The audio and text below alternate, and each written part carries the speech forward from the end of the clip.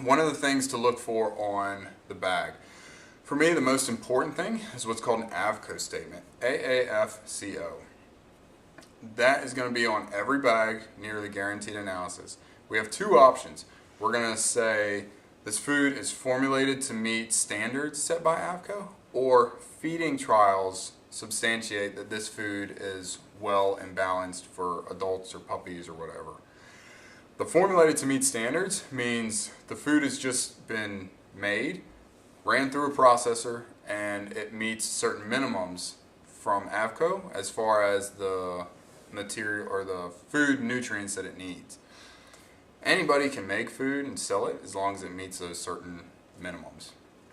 Feeding trials are where they're actually feeding the food to dogs or cats and seeing how they respond to it, making sure they're not having diarrhea, stool output is good, they're eating it, they're not vomiting. So they're actually doing research with the food to make sure that the dogs do well on it or that the cats do well on it. So for me, that feeding trial is one of the most important things that I always look for on the bag, because that tells me the company is doing a little bit more research that they need to do to make sure that the food is a good food. One of the other things to look for is a 1-800 number. Every bag will have this 1-800 number, and you can contact them. They should be able to answer any questions that you have as far as where is the meat source from, how digestible is the diet, how much do I need to feed, stuff like that. Any question that you have, you should be able to call them. So if it's Tuesday and you're at the store and it's the middle of the day and you find a bag and you're not so sure, give the company a call and talk to them and see if they can answer your questions about feeding trials, digestibility, how digestible is the diet. We need a number. We don't need just highly digestible. We need a number. Is it 70%? Is it 90%? Is it 80%? We want it to be around that 80, 85%.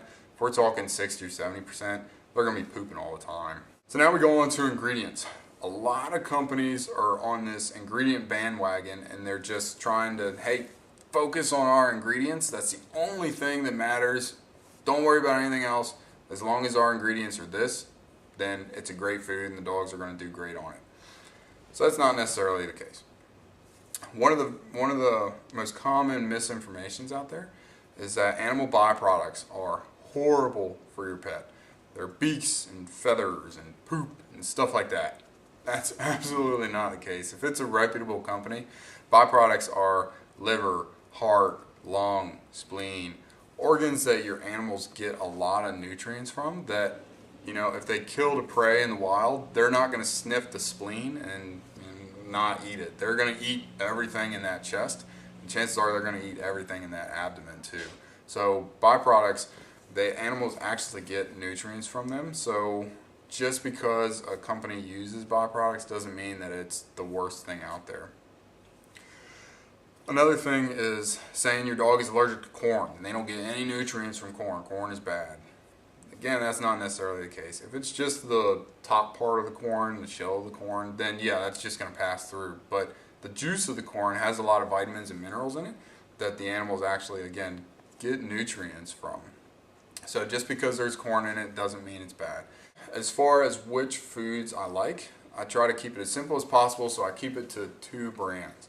The first brand is what's called iVet, I-V-E-T. That food is sold strictly through vets. That way it's us educating y'all and not somebody at a pet store spreading misinformation like corn and byproducts are bad.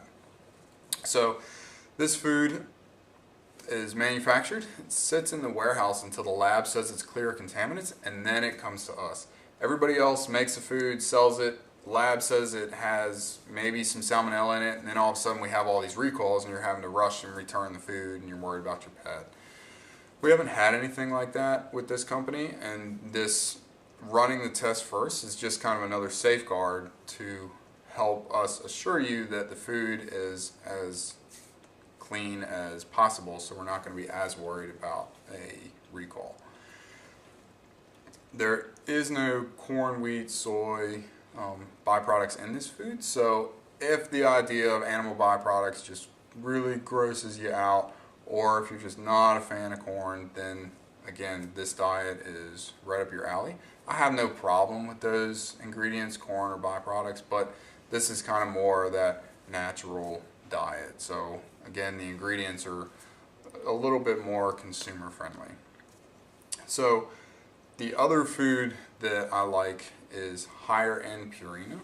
That's Purina Pro Plan or Purina Beyond. Not dog chow, not Kills and Bits, because if you feed those, your dog's going to be pooping all the time, and your chances are you're going to have to feed more of it because it's not as digestible. Purina is the only company where you can look at the price and say, okay, I know what I'm getting. The cheapest Purina food is going to be cheap. Most expensive is going to be the best that they have. So I would be more comfortable with the Pro Plan and the Purina Beyond. When you go to the store to look for them, you're going to be flooded by 15 different types of Purina Beyond. Is my dog an athlete? Do they have a sensitive stomach? Is it a savory meal? Is it chicken? Is it lamb? Just pick one that you think your dog would like and try to stick with it. The other reason that I like the iVet so much is because it's very simple. We have, for cats, we have kitten, adult, senior, and reduced fat. So if you have a fat cat, it's going on reduced fat. If you have an old cat, it's going on senior.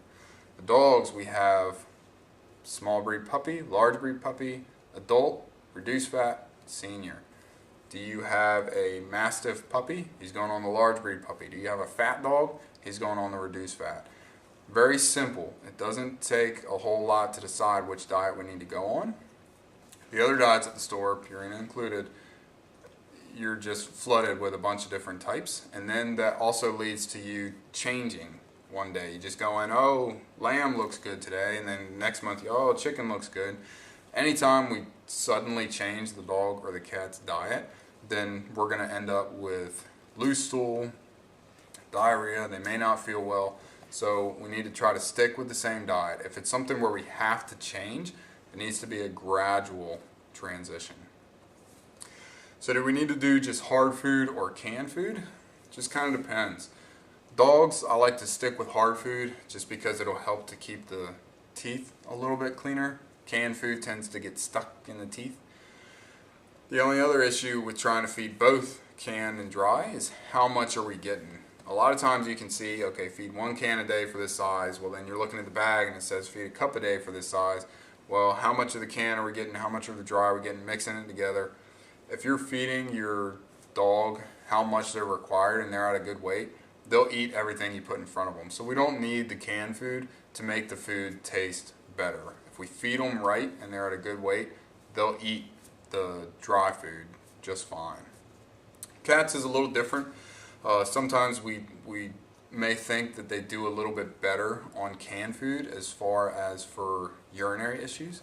Canned food has a lot of water in it, so if you feed your cat a canned food and it's not drinking a lot, there's a lot of water in the canned diet, so we're not super worried about that. But we think that the canned diet helps with the urinary issues. So the biggest thing is just make sure to pay attention to how much to feed of that can per cat per day.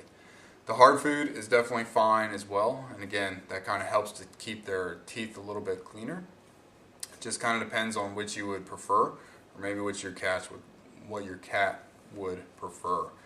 Cats like to eat multiple times throughout the day, so if we can feed them multiple meals, that's ideal. If we have to leave the food out, that's okay. We don't need to make it any more than the daily amount for that cat. If we just keep filling it up, then that's going to lead to the cat being overweight. So dogs, really try to stick to dry food. Cats, we can try to stick to dry food or just canned food. Ideally not both, because then it's going to throw our calorie count off and we're not sure how much we're feeding. So those are the manufactured diets that I like, what to look for on the bag. I appreciate your time, appreciate you watching this. If you have any questions or comments, leave those below and we'll get to those as soon as possible. Thank you for your time.